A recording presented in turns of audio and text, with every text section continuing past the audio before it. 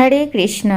ओम नमः शिवाय। प्रिय भक्तजन, आप सबका फिर से स्वागत है आपका अपने YouTube चैनल पुष्पा शर्मा हिंदी कहानियाँ में।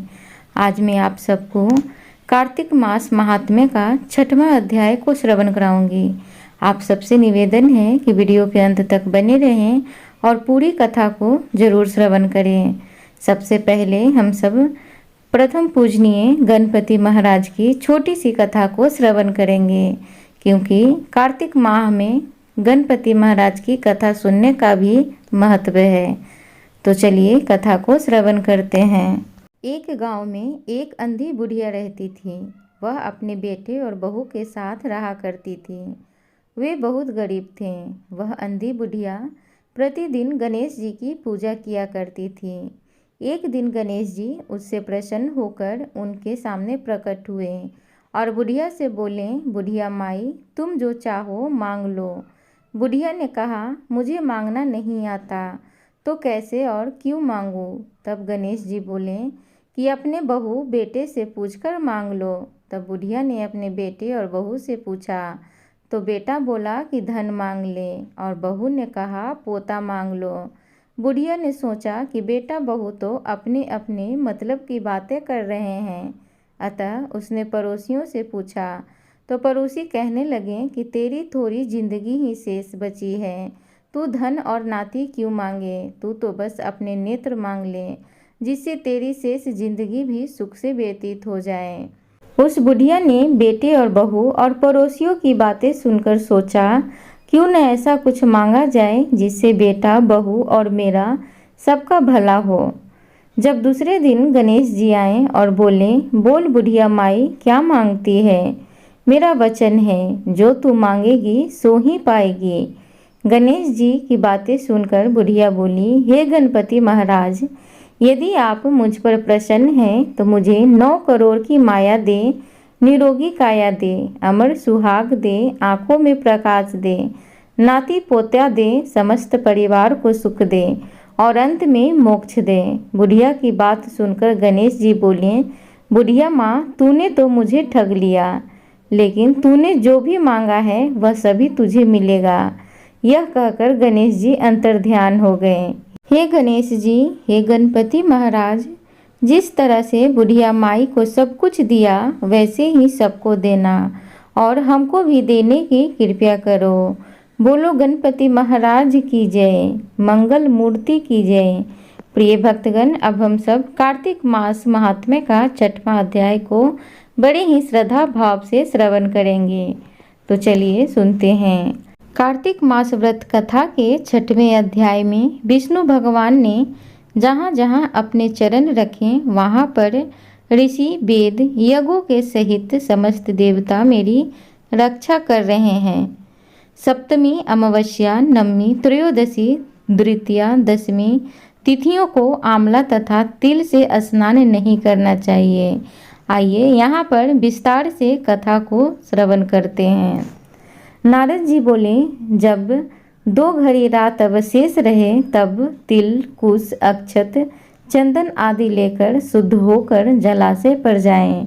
नहर की अपेक्षा क्रम से 10 गुना झरना में, झरना से 10 गुना नदी में और नदी से 10 गुना संगम पर स्नान करने से फल कहा गया है और तीर्थ में स्नान करने से इनका दुगना फल कहा गया है। स्नान के पूर्व विष्णु भगवान का ध्यान करके स्नानार्थ संकल्प करें। फिर तीर्थ में उपस्थित देवताओं को क्रमशः अर्घ्यपाद, आचमन आदि देवें। अर्घ्य मंत्र इस प्रकार है, हे कमलनाथ, आपको नमस्कार है।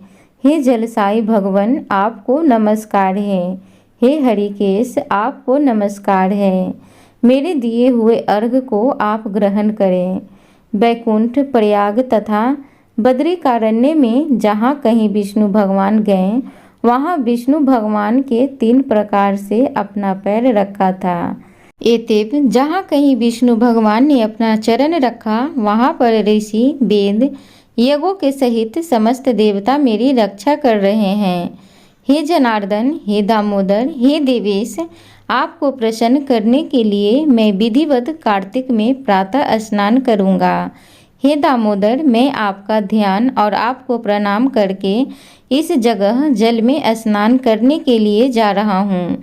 आपकी कृपा से मेरे समस्त पाप नष्ट हो जावें। हे हरे, कार्तिक मास में व्रत तथा विधि पूर्वक स्नान करने वाला मैं अर्घ्य देता हूँ। आप राधिका के सहित ग्रहण करें।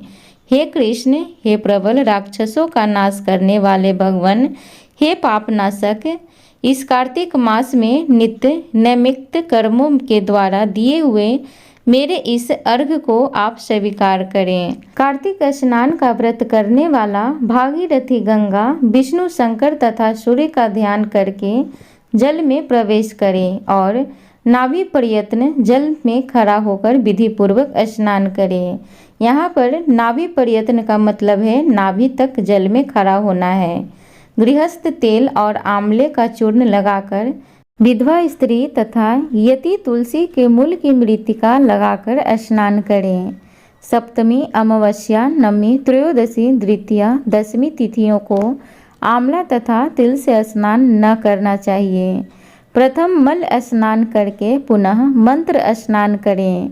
स्त्री और शूद्र वेदोक्त मंत्रों से स्नान न करें, उन्हें पौराणिक स्नान करना चाहिए। स्नानार्थ मंत्र, जिन मंत्रों भावन भगवान ने देवताओं के लिए 3 प्रकार का रूप धारण किया था। हे पापनाशक विष्णु भगवान, आपकी कृपया है, मुझे पवित्र बनावें। विष्णु की आज्ञा से कार्तिक व्रत करने वालों की समस्त इंद्रादि देवता रक्षा करते हैं, अतः वे सब मुझको पवित्र बीजों, रहस्यों तथा यज्ञों सहित समस्त वेदों के मंत्र, कश्यपादिक ऋषि, इंद्रादि समस्त देवत मुझको पवित्र करें। गंगा आदि सभी नदियाँ, संपूर्ण तीर्थ, 7 समुद्र और समस्त जलाशय हमको पवित्र करें। अदिति, अति, सती नारियाँ, यथत, सिद्ध, सर्प, सब औषधियाँ, तीनों लोक, पर्वत मुझे पवित्र करें। इन मंत्रों को कहकर स्नान करने के पश्चात व्रती हाथ में पवी धारण करके देवता, ऋषि, मनुष्य तथा पिता का विधिवत तर्पण करें। कार्तिक मास में पितृ तर्पण करते समय जितने भी तिल तर्पण में रहते हैं, उतने वर्ष प्रयत्न व्रती के प्रीतगण स्वर्ग में निवास करते हैं। तत्पश्चात व्रत करने वाला जल से निकले शुद्ध कपड़ा पहने और प्रातः काल के सब कृत्यों से निवृत्त होकर पुनः विष्णु भगवान का पूजन करना चाहिए। समस्त तीर्थ के संपूर्ण देवताओं का स्मरण करके भक्ति पूर्वक सावधान होकर चंदन, फूल और फल सहित विष्णु भगवान को फिर अर्घ्य देवें। अर्घ्य मंत्र का अर्थ नियम से पवित्र कार्तिक मास में मैंने स्नान किया है। हे विष्णु भगवान, राधा के साथ आप मेरे दिए अर्घ्य को ग्रहण करें।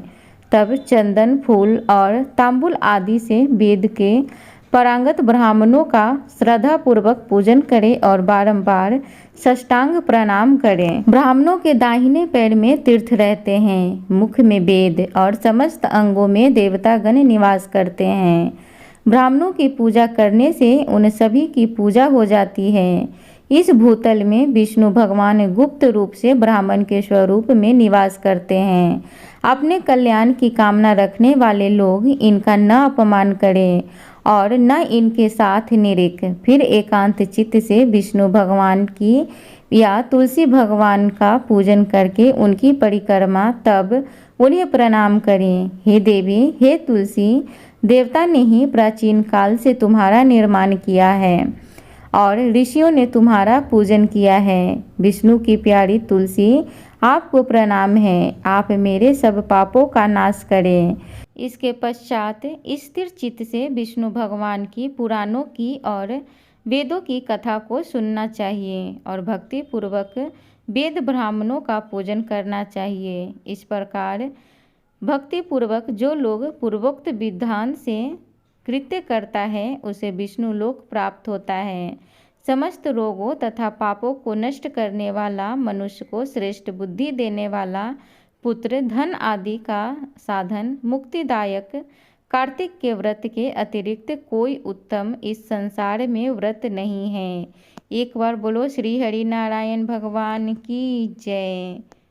किसी गांव में एक गुजरी रहती थी। उसने एक दिन अपनी बहू से कहा कि जा तू ये दूध दही बेचा। वह दूध दही बेचने गई तो रास्ते में उसने देखा कि कार्तिक माह में औरतें पीपल सींचने आई हैं। वह उन्हें देखकर बैठ गई और उसने औरतों से पूछा कि तुम क्या कर रही हो। औरतों ने जवाब दिया कि हम पीपल महादेव की पथवारी सींच रहे हैं। उसने फिर पूछा कि ऐसा करने से क्या लाभ होता है। उन्होंने जवाब दिया कि ऐसा करने से अन्य धन की प्राप्ति होती है। अगर किसी का पति वर्षों से बिछड़ा हुआ है तब वह मिल जाता है। सारी बातें सुनकर वह गुजरी बोली कि तुम तो पानी से सींच रही हो, मैं तो दूध दही से सींचूंगी। गुजरी हर रोज आती और सारे दूध दही से पीपल की पथवारी को सींच जाती। घर जाने पर सास ने पूछा कि पैसे लाई है। तब उसने कहा कि मैंने गुल्लक में रख दिए हैं। सास ने गुल्लक खोलकर देखा तो उसकी आंखें फटी रह गईं। गुल्लक में से हीरे मोती जगमगा रहे थे।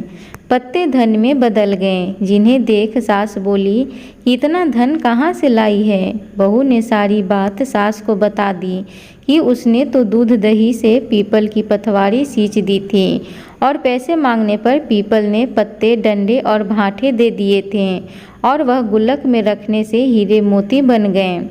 बहू की बात सुनकर सास बोली कि मैं भी पीपल की पथवारी सींचूंगी। सास दूध दही तो बेच आती और दूध दही की हांडी धोकर पीपल की पथवारी में रख आती थी। घर आकर वह बहू से कहती कि तू मुझसे पैसे मांग। बहू कहती कि कभी बहू भी सास से पैसे मांगती है क्या। उसकी सास उससे हर रोज पैसों के बारे में पूछती तो वह कह देती कि कार्तिक का महीना खत्म होने दो, तब मैं सारे पैसे लाकर दे दूंगी। कार्तिक का महीना पूरा होने पर पूर्णिमा आ गई तो वह गुजरी पीपल की पथवारी के पास धरना देकर बैठ गई। पीपल ने उससे पूछा कि तू यहाँ क्यों पड़ी है। उसने कहा कि मेरी सास दूध दही के पैसे मांगेगी। पीपल ने कहा कि मेरे पास पैसे नहीं हैं, ये भाठे, डंडे, पत्ते और पान पड़े हैं, यह सब ले जा और गुल्लक में रख देना। सास के बार बार कहने पर आखिरकार बहू ने सास को पैसे लाने के लिए कहा तो वह पीपल के पास धरना देकर बैठ गई। पीपल ने भाठे, पत्ते, डंडे और पान उसे भी दे दिए और उसने गुल्लक में जाकर रख दिए। बहू ने गुल्लक फोड़ा तो देखा कि उसमें कीड़े मकोड़े चल रहे थे। गुजरी ने अपनी सास से पूछा कि यह सब क्या है। सास कीड़े देखकर बोली कि पीपल पथवारी ने मुझे धन दिया, लेकिन मुझे कीड़े क्यों दिए। इस पर सभी औरतें बोली कि तुम्हारी बहू ने सभी कुछ सच्चे मन से किया था, लेकिन तूने धन के लालच में यह सब किया। इसलिए हाथ जोड़कर कहना चाहिए कि हे पथवारी माता, जैसे आपने बहू को दिया है वैसे ही अपने भक्तों को देना। तो एक बार बोलिए पीपल पथवारी माता की जय। प्रिय श्रोताओं, अब हम सब तुलसी माता की छोटी सी कथा को श्रवण करेंगे। आप सबसे एक और निवेदन है कि प्लीज़ चैनल को ज़रूर सब्सक्राइब करें। तो चलिए सुनते हैं। कार्तिक महीने में सब औरतें तुलसी माता को सींचने जाती थी। सब तो सींच कर आ जाती, परंतु एक बूढ़ी माई आती और कहती, हे तुलसी माता, सत की दाता, मैं तेरी बिड़ला सींचती हूँ, तू कर निस्तारा मेरा। तुलसी माता अडुआ दे, लडुआ दे, पीताम्बर की धोती दे, मीठा मीठा घास दे, बैकुंठ का बास दे, चटक की चाल दे, पटक की मौत दे, चंदन की काठ दे, झालर की झनकार दे, साईं का राज दे, दाल भात का जमीन दे, ग्यारस की मौत दे, श्री कृष्णचंद्र का कांधा दे। यह बात सुनकर तुलसी माता सूखने लगी। भगवान ने पूछा कि हे तुलसी, तुम क्यों सूख रही हो। तुम्हारे पास इतनी औरतें रोज आती हैं, तुम्हें मीठा भोग लगाती हैं, गीत गाती हैं। तुलसी माता ने कहा, एक बूढ़ी माई रोज आती हैं और इस तरह की बात कह जाती हैं। मैं सब बात तो पूरी कर दूंगी, पर कृष्ण का कांधा कहाँ से दूंगी। भगवान बोले, वह मरेगी तो कांधा मैं दे आऊँगा। कुछ समय पश्चात बूढ़ी माई का देहांत हो गया। सारे गांव वाले एकत्रित हो गए और बूढ़ी माई को ले जाने लगे, पर वह इतनी भारी हो गई कि किसी से भी नहीं उठी। सबने कहा, इतना पूजा पाठ करती थी, पाप नष्ट होने की माला फेरती थी, फिर भी इतनी भारी कैसे हो गई। बूढ़े ब्राह्मण के रूप में भगवान वहां आए और पूछा, ये भीड़ कैसी है। तब वहां खड़े लोग बोले, ये बूढ़ी माई मर गई है, पापिन थी इसलिए भारी हो गई है, किसी से भी उठ नहीं रही है। भगवान ने कहा, मुझे इसके कान में एक बात कहने दो, शायद उठ जाए।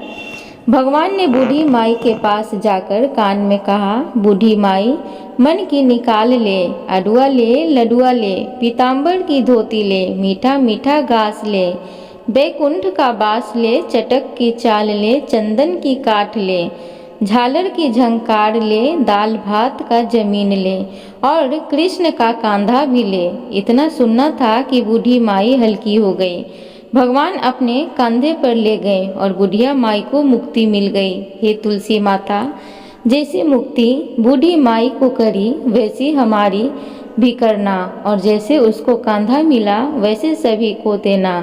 बोलो तुलसी माता की जय।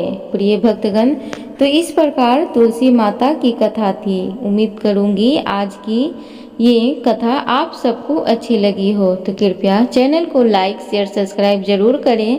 कमेंट बॉक्स में जय श्री कृष्ण जरूर लिखें। धन्यवाद।